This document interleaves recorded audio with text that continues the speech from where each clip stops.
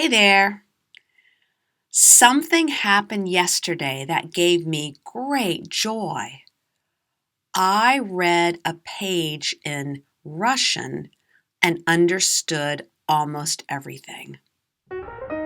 English Without Fear, where you can learn to speak English naturally through listening to stories. Yes. Russian? Why Russian? You might say, Maria, I thought you were working on Spanish. I thought you were acquiring Spanish. I am. But I studied Russian for 3.5 years in university, decades ago. I have a friend whom I have never met named Michelle Whaley. She teaches Russian in Alaska. She also teaches beginning Spanish to little kids, and Spanish is not her strongest language.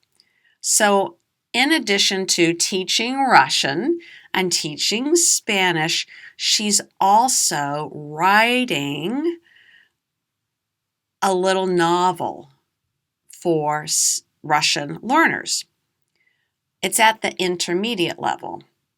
She wrote about it in her latest blog, and I typed a comment saying, "Well done, Michelle. You have so much going on, and you are writing a reader for Russian learners.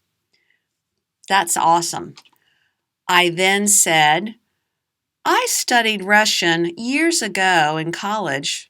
I actually had 3.5 years. She wrote right back, Maria, I'll send you the first 4 chapters of my reader if you would like. I think you could understand it. I said, sure, Michelle, send it and I'll see. I had very low expectations. After all, this has been years since I was thinking and speaking and reading Russian. I sat down yesterday with the first chapters, just a page, and she had provided a glossary, so I had the glossary handy, and I started to read. I started to figure out what the letters meant and what the words meant, and I could understand it. I was so surprised. I did look up 2 words in the glossary. One word I should have known, and one was new to me. But I understood what I read. And all of a sudden, this explosive sense of joy welled up and came out. The power of reading and understanding something in another language. I had forgotten that in learning Spanish. I think it's because my level of Russian is so low, so scanty, so minimal, but it's enough that I was surprised and very happy. My point in telling you this is if you, as a language teacher, are not acquiring a language yourself and reading in your target language, the new language, then you don't know about the power of reading and understanding. You need to do that. And as a language teacher, you need to give the gift of reading to your students. And if you're a English language learner, you need to be reading. Pick a text that you can understand at least 85%, 85 to 90%. That way you will experience the joy. You don't want to struggle with trying to figure out what the whole thing means. You just want to understand the text.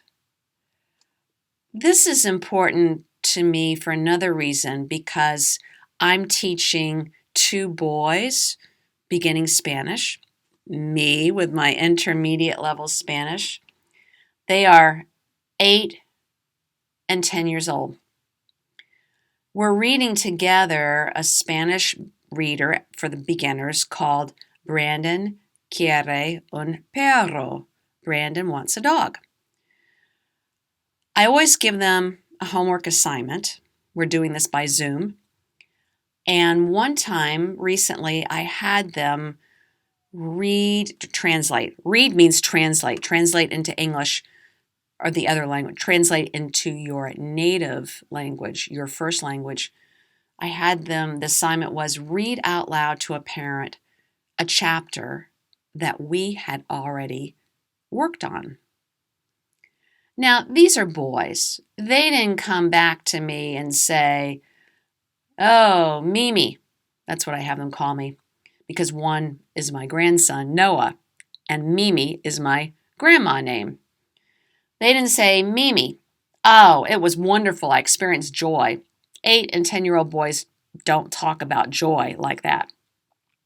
But from yesterday and my experience with understanding the Russian that Michelle sent me, I know that these boys must have felt some satisfaction in reading and understanding.